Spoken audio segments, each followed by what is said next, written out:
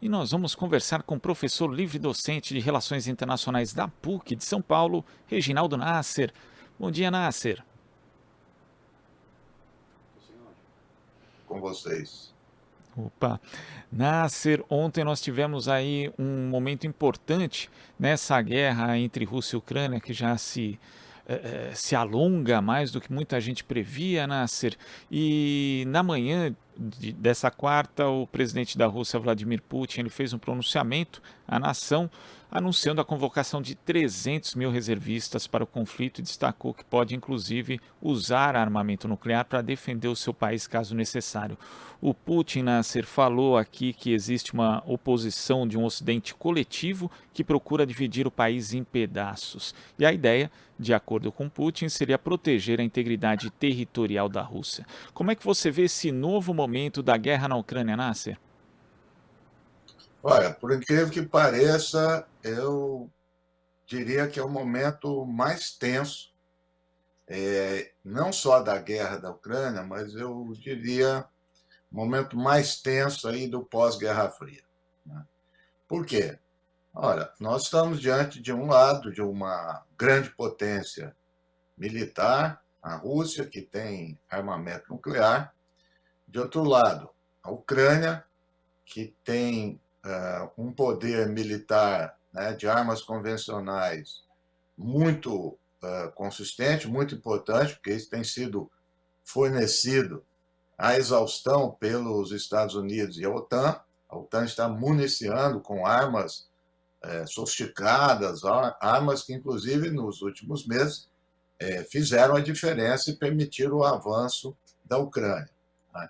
Então, há um desgaste, né, chamada Guerra de Atrito, que tem se prolongado, com vitória de um lado, de outro, e ocupação. Mas, nas últimas semanas, a Ucrânia retomou uma parte importante do seu território, né, com uma retirada até inesperada de forças russas, né, significando uma derrota importante. É uma derrota tática, quer dizer, isso não vai virar guerra, mas é uma derrota tática importante. Está ali na fronteira com a Rússia, e a Rússia está se sentindo ameaçada, está se sentindo, mais uma vez, acuada. Diante disso, o Putin fez essa convocação, e que ele estava resistindo desde o início da guerra, até agora também ele se recusa a dizer que está em guerra, né, no sentido formal do termo, e convocou esses reservistas, mas sabe-se também que isso não vai ter, né, um efeito de longo alcance. Então, o que resta, né, diante dessa ameaça, diante essa reversão da guerra, acenar com a possibilidade do uso de arma nuclear. Então, eu te diria o seguinte: não é provável que use, é possível, mas não é provável. Mas eu te diria que é muito mais provável do que a gente pensava antes. Então, ou seja, a probabilidade de uma arma nuclear tática, né, ele aumentou durante a Ucrânia e nesses últimos dias. O Estado tem uma tensão muito grande nesse momento. Agora você falou, inclusive, Nasser, que esse é o momento mais tenso desde o fim da Guerra Fria.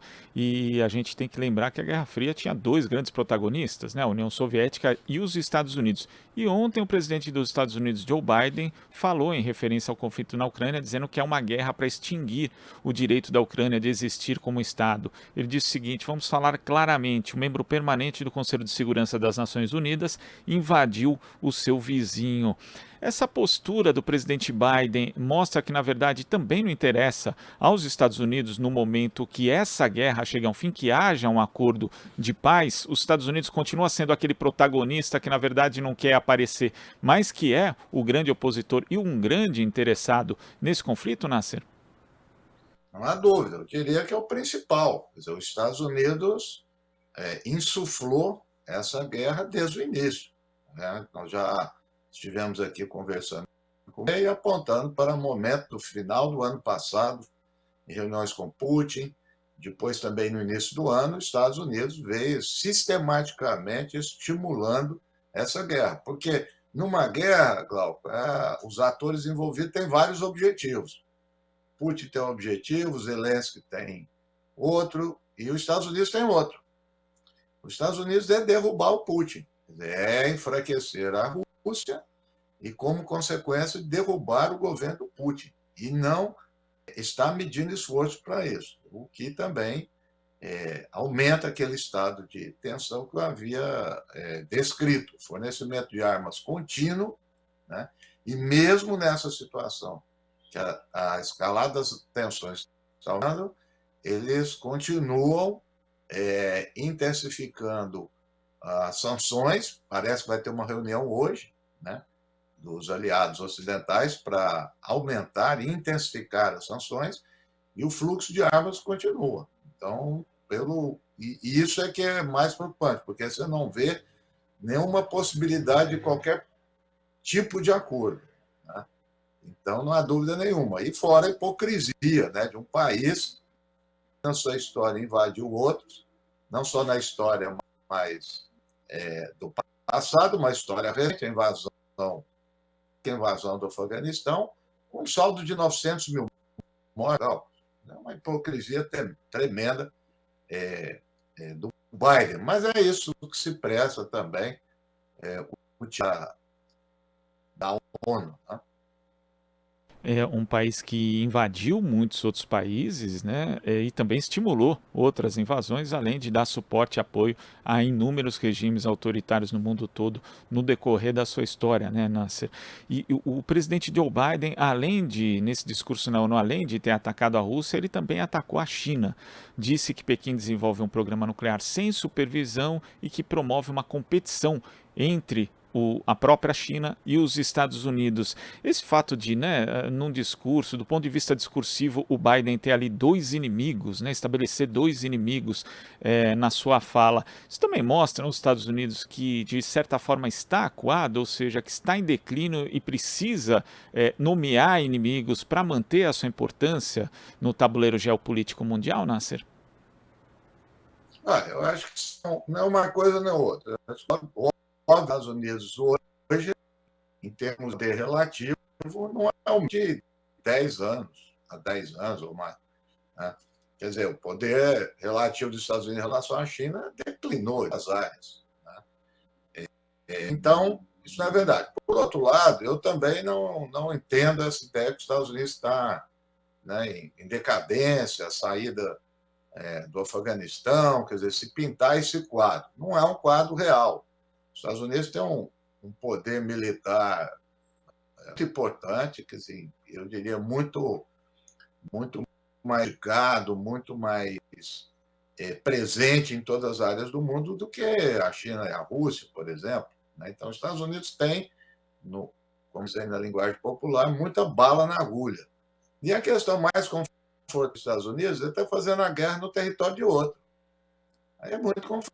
Quer dizer, não há propriamente custo nesse sentido, né? Eu digo, não há propriamente custo porque tem repercussão econômica. Então, acho que esse discurso também visa o eleitorado mais à direita dos Estados Unidos. Os Estados Unidos vai ter eleição agora, né, para o Congresso, já há um tempo acenando esse tipo de eleitor do centro-direita, né? Portanto, é isso, não tem mais coisa. Já se sabe também do tipo de ação. Também, nos jornais norte-americanos, vários analistas identificados com o Partido Democrata têm escrito de forma muito incisiva para levar a guerra adiante. Então, isso eu te diria que é um grande consenso nos Estados Unidos, e ele quer liderar esse consenso. Mas a guerra, vamos dizer, a disputa com a China é uma disputa, vamos dizer, de uma dimensão muito maior do que com a Rússia. A China é uma potência econômica muito mais importante que a Rússia, tem uma estatura global muito, né, importante, tem ganho competições com os Estados Unidos em todas as áreas. Então, é uma coisa mais de longo prazo, né? E, portanto, isso essa fustigar a China aí é uma questão, nesse momento, mais eleitoral.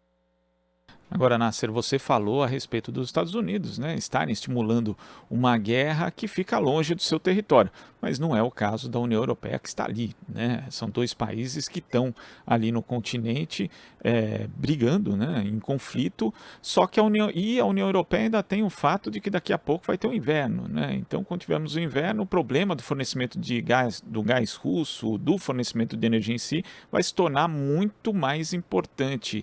Esse alinhamento da União Europeia quase automático aos Estados Unidos pode acabar gerando impactos muito ruins do ponto de vista econômico, mas também do social para a Europa daqui a pouco, Nasser? Eu acho que já está gerando, né? A nova a primeira-ministra da Inglaterra, um pouco antes da rainha falecer, o encontro que ela teve com a rainha, ela foi comunicar o pacotão de bilhões de libras que vai ser investido na área energética. Se você olhar vários países, de Portugal, passando a Espanha, Itália e, a mais importante de tudo, a Alemanha, está se atentando para isso, custo energético, não só o custo, mas a própria possibilidade de não ter, né? De contar que não tem com isso e o inverso que aproxima. Então, é um momento estranho, porque tudo, com esses elementos todos nós estamos desenhando aqui, normalmente o que a gente diria? Vai ter acordo. E ele não está vindo, né? Então, essa questão do inverno, essa questão do custo energético, essa questão do Putin poder usar arma nuclear, ela estava colocada lá em fevereiro. Tudo isso colocado. Então, nós pensávamos que isso pudesse ter alguma resolução no meio do caminho. Pelo contrário, todo mundo está puxando a corda, o que passa a assustar consideravelmente todo mundo, já que é uma possibilidade real de uso de arma nuclear, de crise energética, crise alimentar. É uma situação muito, muito preocupante. E Nasser, falando aqui de situações preocupantes, também nós temos ali no Irã um aumento no número de protestos que estão varrendo o país na prática, né? Entrando aí no seu quinto ou sexto dia, com diversas restrições, inclusive sendo aplicadas às redes sociais por conta da morte de uma mulher sob custódia da polícia do país. Como que você vê esses protestos, Nasser, tanto do ponto de vista simbólico como do ponto de vista prático? O que eles podem representar para o Irã, Nasser? Cara, o Irã é um país que teve uma ascensão muito grande a partir das invasões do Afeganistão e do Iraque, né? Parece que é uma ironia isso. O Irã cresceu nesse tempo com essa ameaça dos Estados Unidos, ameaça constante de invasão dos Estados Unidos, aliança com Israel. E isso indica a questão democrática. Então, é muito interessante os Estados Unidos, que faz pressão pela questão democrática. Então, quanto mais faz isso, mais alimenta, vamos dizer, os setores da direita. O Irã tem uma sociedade muito, muito dinâmica, muito vibrante. O Irã é um país que tem uma tradição científica na área educacional, é um país muito importante no mundo, muito importante. E esses protestos, se a gente olhar nesses últimos 10, 15 anos, têm acontecido de forma pontual, né? Até em alguns momentos muito mais intensos do que esses que estão acontecendo agora. Então, você vê que tem um protesto, por vezes, contido e que ele vem, por qualquer fato, para desencadear isso. O que denota a necessidade de mudança do regime, isso aí não há dúvida nenhuma. Quer dizer, essa questão que aconteceu com essa mulher não é uma questão episódica. De outro lado, é claro que os países contrários ao Irã acabam se aproveitando, né, de uma situação, né, para inflamar isso e fazer a crítica ao governo do Irã. Olha, eu te diria que toda a região ali da Ásia Central, Oriente Médio, está em processo de ebulição, de várias mobilizações na sociedade. Então, eu acho que não é o primeiro e não é o único, isso vai continuar.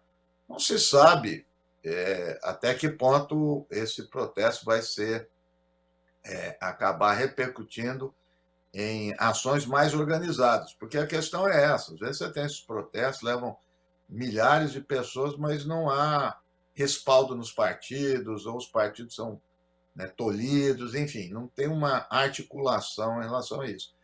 Mas é um momento de tensão e um momento importante que deve ser observado com máxima atenção. Nasser, queria agradecer a sua participação aqui no Jornal Brasil Atual de hoje. Até a próxima. Na próxima. Conversamos aqui com o professor livre-docente de Relações Internacionais da PUC de São Paulo, Reginaldo Nasser. Aqui você ouve as notícias que os outros não dão. Jornal Brasil Atual.